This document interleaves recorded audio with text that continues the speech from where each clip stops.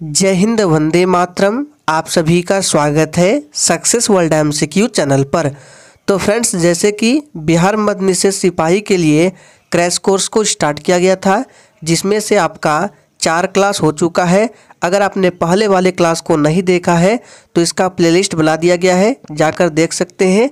तो चलिए, आज आपका क्रैश कोर्स सेट 5 चलेगा। तो जल्दी जल्दी से आप सभी लाइव में जुड़ जाइए। सभी को गुड इवनिंग, गुड इवनिंग। तो चलिए आज के सेशन को स्टार्ट करते हैं।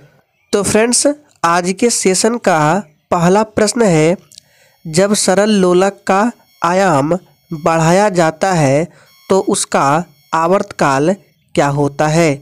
आप लोगों को आंसर करने के लिए लाइव चैट का ऑप्शन मिलता है।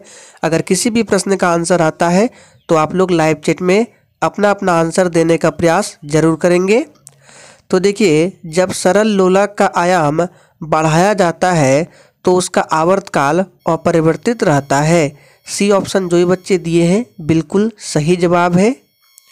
नेक्स्ट क्वेश्चन देखिए, निम्नलिखित में से कौन मानव शरीर को संक्रमण के विरुद्ध संघर्ष करने में सहायता करते हैं। मोस्ट इम्पॉर्टेंट प्रश्न है। चलिए आंसर बताएंगे और आप लोग डेली क्लास को अटेंड कीजिए। अब आपके पास बिल्कुल भी टाइम नहीं है। तो देखिए, कौन मानव शरीर को संक्रमण के विरुद्ध संघर्ष करने में सहायता करते हैं।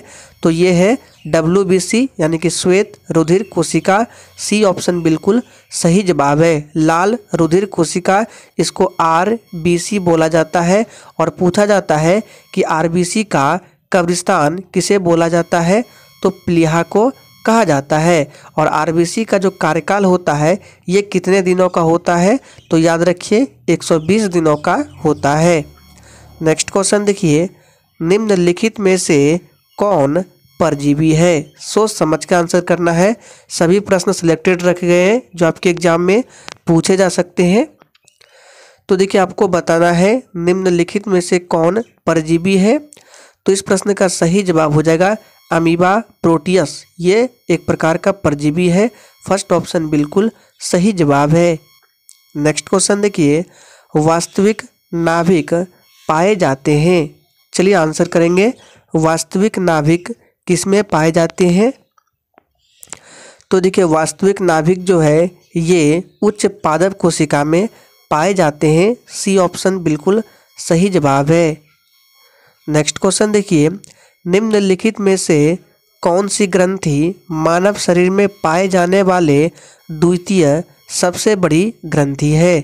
चलिए आंसर करेंगे। और देखिए, हमने बताया था कि मानव शरीर की सबसे बड़ी ग्रंथि कौन सी है। तो वो लीवर है यानी कि यकृत ग्रंथि है। और दूसरी पूछे तो ये आपका अग्नाशय ग्रंथि हो जाएगा। ये मानव शरीर की दूसरी सबसे बड़ी ग्रंथि है। नेक्स्ट क्वेश्चन देखिए, निम्नलिखित में से क्या एक एस्टर है। चलिए आंसर करते जाएंगे। और फ्रेंड्स, जो भी स्टूडेंट चैनल पर पहली बार आए हैं उनको बता दें, डेली 7:30 बजे और रात 8 बजे लाइव चैट के साथ बिहार मद्य निषेध सिपाही का क्लास होता है। उसके बाद रात 8:30 बजे आपका बिहार पुलिस का क्लास होता है। तो आप लोग करना चाहते हैं तो चैनल को सब्सक्राइब कर लें ताकि आपसे एक भी इम्पोर्टेंट सेशन मिस ना हो। तो इन चारों ऑप्शन में से क्या एक एस्टर है। तो इसका सही जवाब होगा CH3 COO C2H5। ये एक एस्टर है। नेक्स्ट क्वेश्चन, मानव शरीर की सबसे लंबी हड्डी कौन सी है। फटाफट से आंसर करते जाएंगे। और देखिए, प्रत्येक स्टूडेंट को लाइव चैट में अपना अपना आंसर करना है। तो देखिए, मानव शरीर की सबसे लंबी हड्डी कौन सी है। तो ये जांघ की हड्डी होती है। नाम क्या है। तो याद रखिए फीमर है सबसे लंबी हड्डी का नाम। और मानव शरीर की सबसे छोटी हड्डी का नाम क्या है। तो ये स्टेप्स है। ये कहाँ पाई जाती है। तो ये कान की हड्डी है जो कि मानव शरीर की सबसे छोटी हड्डी है, ध्यान रखना है। नेक्स्ट क्वेश्चन, अजंता की गुफाएं कहाँ स्थित है। चलिए आंसर करते जाएंगे फटाफट से। और देखिए, अगर आप लोगों को थोड़ा भी सेशन पसंद आता है तो प्लीज़ सभी लोग सेशन को लाइक करें, सेशन को शेयर करें ताकि आपको एग्जाम तक ऐसे ही वीडियो मिलते रहे। तो अजंता की गुफाएं कहाँ स्थित है। इसका सही जवाब जो ये बच्चे लाइव चैट में महाराष्ट्र को दिए हैं बिल्कुल सही जवाब है। 16वीं लोकसभा के अध्यक्ष का नाम क्या था? चलिए, तो देखिए 16वीं लोकसभा के अध्यक्ष का नाम क्या था? तो सही जवाब है सुमित्रा महाजन। ये 16वीं लोकसभा के अध्यक्ष थे। और वर्तमान में लोकसभा के अध्यक्ष कौन है? तो ओम बिड़ला है। नाम याद रखिए, ओम बिड़ला ये वर्तमान समय में लोकसभा के अध्यक्ष है। नेशनल इंफॉर्मेटिक्स सेंटर, जिसको NIC बोला जाता है, यह स्थापित किया गया था। कब स्थापित किया गया था? तो देखिए नेशनल इंफॉर्मेटिक्स सेंटर जो है ये वर्ष 1976 में स्थापित किया गया था। तो फर्स्ट ऑप्शन हमारा बिल्कुल सही जवाब है। निम्नलिखित में से स्वतंत्रता सेनानी का संबंध काकोरी रेलगाड़ी डकैती कांड से नहीं था। इन चारों ऑप्शन में से बताना है किनका संबंध काकोरी रेलगाड़ी डकैती कांड से नहीं था। तो इस प्रश्न का सही जवाब हो जाएगा ऑप्शन सी, भगत सिंह का नहीं था। याद रखना है। नेक्स्ट क्वेश्चन, निम्न में से कौन भारत में सबसे नवीनतम नाभिकीय ऊर्जा संयंत्र है? चलिए आंसर करेंगे। तो देखिए सबसे नवीनतम पूछा जा रहा है, तो भारत का सबसे नवीनतम नाभिकीय ऊर्जा संयंत्र जो है ये आपका है कुडनकुलम। तो बी ऑप्शन जो भी बच्चे दिए हैं बिल्कुल सही जवाब है। ये कहाँ पर है? तो ये तमिलनाडु में है। और भारत का पहला परमाणु संयंत्र पूछे तो ये तारापुर है। ये कहाँ है? तो महाराष्ट्र में है। कलपक्कम किस राज्य में है? तो ये आपका कलपक्कम हो जाएगा तमिलनाडु के कांचीपुरम में। और नरोरा कहाँ है? तो नरोरा आपका उत्तर प्रदेश में है। ध्यान रखना है। Next question, wealth of Nations नामक पुस्तक के लेखक कौन है? चलिए आंसर बताएंगे।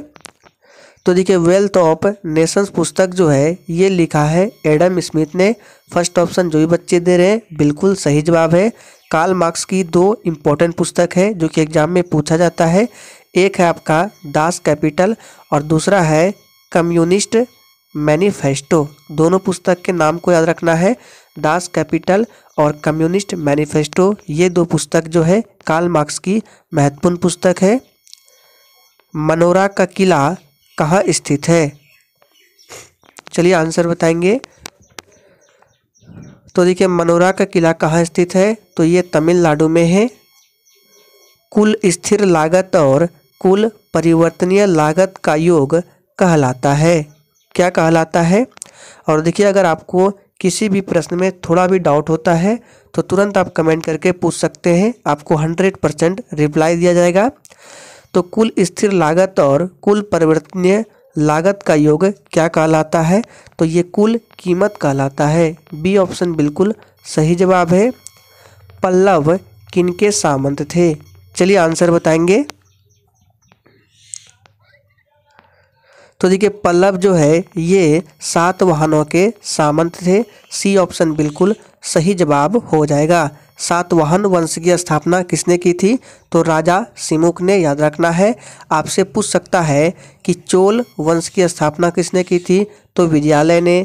चालुक्य वंश की स्थापना किसने की थी? तो वास्तविक जो संस्थापक माना जाता है चालुक्य वंश का वो पुलकेशिन प्रथम है। और राष्ट्रकूट वंश का पूछे तो आप सभी जानते हैं ये हो जाएगा दंती दुर्ग, जिसे दंती वर्मन भी बोला जाता है। तो इन सभी फैक्ट को याद रखना है। भारत में मुस्लिम राज्य की स्थापना का मार्ग किस युद्ध से प्रशस्त हुआ था? चलिए आंसर बताएंगे। भारत में मुस्लिम राज्य की स्थापना का मार्ग किस युद्ध से प्रशस्त हुआ? तो इस प्रश्न का सही जवाब क्या हो जाएगा? तराइन का युद्ध से। फर्स्ट ऑप्शन बिल्कुल सही जवाब है। तराइन का प्रथम युद्ध 1191 में हुआ था। तराइन का दूसरा युद्ध 1192 में हुआ था। पानीपत का प्रथम युद्ध 1526 में, पानीपत का दूसरा युद्ध 1556 में और पानीपत का तीसरा युद्ध 1761 में। तालीकोटा का युद्ध क्या हुआ था, कब हुआ था? तो ये हुआ था 26 जनवरी 1565 को तालीकोटा का युद्ध हुआ था। और खानवा का युद्ध आप सभी जानते हैं 1527 में हुआ था। नेक्स्ट क्वेश्चन, अलाउद्दीन को मलिक काफूर की प्राप्ति हुई। चलिए आंसर बताएंगे।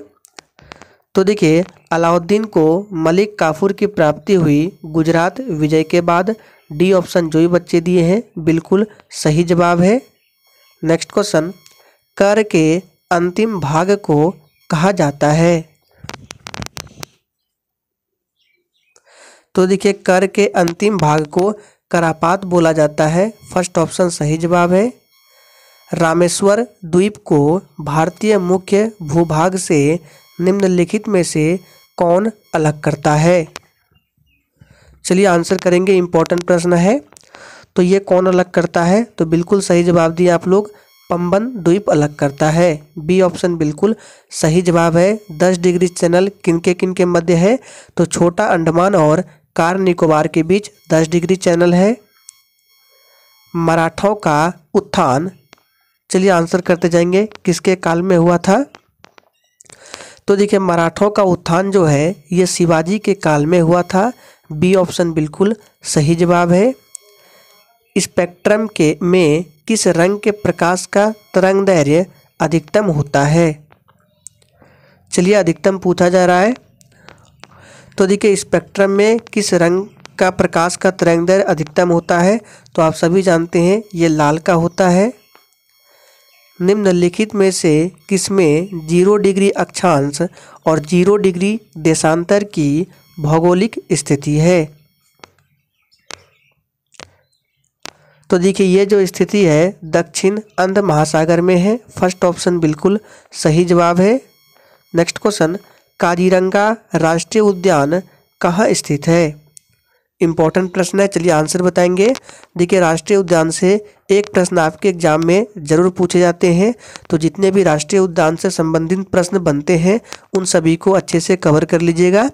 तो बात करते हैं काजीरंगा राष्ट्रीय उद्यान, तो ये आपका असम में स्थित है। और काजीरंगा राष्ट्रीय उद्यान जो है ये एक सींग वाले गेंडे के लिए प्रसिद्ध है। आपसे पूछ सकता है कि एक सींग वाले गेंडे के लिए कौन सा राष्ट्रीय उद्यान है?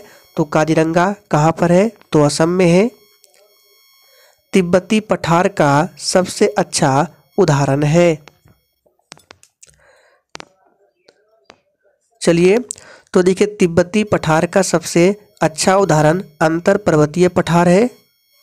भारतीय संविधान के किस अनुच्छेद के अंतर्गत समानता के अधिकार का उल्लेख किया गया है? चलिए आंसर बताएंगे।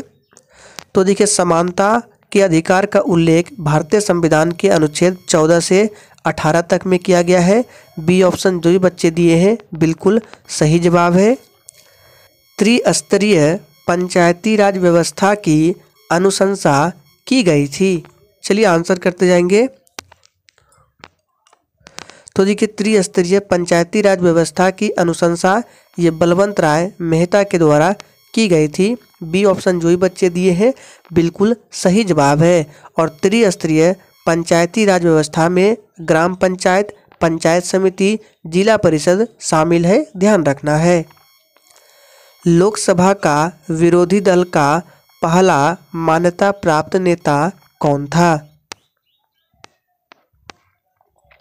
चलिए तो देखिए ये कौन थे? विद्युत परियोजना किस राज्य में स्थित है? और देखिए अगर आप चैनल पर पहली बार आए हैं तो आपको बता दें सेशन का पीडीएफ जो है आपको टेलीग्राम चैनल पर मिल जाएगा। डिस्क्रिप्शन बॉक्स में टेलीग्राम का लिंक है, जाइए ज्वाइन कर लीजिए। तो देखिए पेरियार जल विद्युत परियोजना आप सभी जानते हैं ये केरल राज्य में है। और पेरियार राष्ट्रीय उद्यान पूछे तो ये भी आपका केरल में स्थित है। अंतर्राष्ट्रीय मानक संस्थान ISO का हेडक्वार्टर कहाँ पर है? चलिए आंसर करेंगे। तो देखिए ISO का मुख्यालय कहाँ है? तो इसका सही जवाब ऑप्शन बी हो जाएगा। ये स्विट्जरलैंड के जिनेवा में है। बी ऑप्शन जो भी बच्चे दिए हैं बिल्कुल सही जवाब है। विश्व व्यापार संगठन का भी मुख्यालय जिनेवा में है। विश्व स्वास्थ्य संगठन जिसको WHO बोला जाता है इसका भी मुख्यालय जिनेवा में है। भारत को कहा गया है, क्या कहा गया है? चलिए आंसर बताएंगे। तो देखिए भारत को कहा गया है राज्यों का संघ। सी ऑप्शन जो भी बच्चे दिए हैं बिल्कुल सही जवाब है। नेक्स्ट क्वेश्चन देखते हैं। सेंटर फॉर एडवांस्ड टेक्नोलॉजी का मुख्यालय कहाँ है? चलिए आंसर करते जाएंगे। और देखिए, जिसने अभी तक सेशन को लाइक नहीं किया है फटाफट से सेशन को लाइक करें। तो सेंटर फॉर एडवांस्ड टेक्नोलॉजी का मुख्यालय ये स्थित है कहाँ पर? तो इंदौर में स्थित है। सी ऑप्शन बिल्कुल सही जवाब है। भारतीय नागरिकता नहीं प्राप्त की जा सकती है, किसके द्वारा? तो सबसे पहले बात करते हैं कि भारत में किस प्रकार की नागरिकता है। तो एकल नागरिकता है। और भारत में एकल नागरिकता का प्रावधान पूछे किस देश के संविधान से लिया गया है? तो इसे इंग्लैंड देश के संविधान से लिया गया है। और नागरिकता के बारे में किस भाग में बताया गया है? तो भाग 2 के अनुच्छेद 5 से 11 में इसके बारे में बताया गया है। तो यहाँ पे पूछ रहा है कि भारतीय नागरिकता नहीं प्राप्त की जा सकती है। तो ये भारतीय बैंक में धन जमा करके प्राप्त नहीं की जा सकती है, बाकी जन्म द्वारा प्राप्त की जा सकती है, देशीकरण द्वारा, किसी भूभाग के सम्मेलन द्वारा, इन सभी के द्वारा प्राप्त की जा सकती है। निम्नलिखित में से किसे द्वितीय सदन कहा जाता है? चलिए, तो द्वितीय सदन किसे कहा जाता है? महावीर की मृत्यु हुई थी, कहाँ पर हुई थी? तो सबसे पहले जान लीजिए महावीर का जन्म कहाँ हुआ था? तो वैशाली में इनका जन्म हुआ था। और मृत्यु पावापुरी में। भारतीय विश्वविद्यालय अधिनियम पारित हुआ था। तो देखिए, भारतीय विश्वविद्यालय अधिनियम पारित हुआ था 1904 में। सी ऑप्शन बिल्कुल सही जवाब है। बांग्लादेश को स्वतंत्रता प्राप्ति के समय पाकिस्तान का शासक कौन था? चलिए आंसर करते जाएंगे। बांग्लादेश की स्वतंत्रता प्राप्ति के समय पाकिस्तान का शासक यानी कि राष्ट्रपति कौन था? तो ये था याह्या खां। बी ऑप्शन बिल्कुल सही जवाब है। और बांग्लादेश कब स्वतंत्र हुआ? तो 1971 में, ध्यान रखना है। महात्मा गांधी ने किस आंदोलन के दौरान भूख हड़ताल को सर्वप्रथम सत्याग्रह के रूप में प्रयोग किया था? चलिए आंसर बताएंगे। तो ये कब किया था? इस प्रश्न का सही जवाब हो जाएगा ऑप्शन बी, अहमदाबाद सत्याग्रह के दौरान। बी ऑप्शन जो ही बच्चे दिए हैं बिल्कुल सही जवाब है। खेड़ा सत्याग्रह कब हुआ था? तो ये 1918 में हुआ था। चंपारण सत्याग्रह 1917 में। और चंपारण सत्याग्रह जो है ये गांधी जी का भारत में पहला सत्याग्रह था, ध्यान रखना है। बंगाल की खाड़ी के उष्णकटिबंधीय चक्रवात को सामान्यतः कहा जाता है? चलिए आंसर बताएंगे क्या कहा जाता है। तो देखिए, इसे बोला जाता है टार्नेडो। बंगाल की खाड़ी के उष्णकटिबंधीय चक्रवात को टार्नेडो बोला जाता है। डी ऑप्शन बिल्कुल सही जवाब है। लघु ज्वार भाटा पैदा होता है।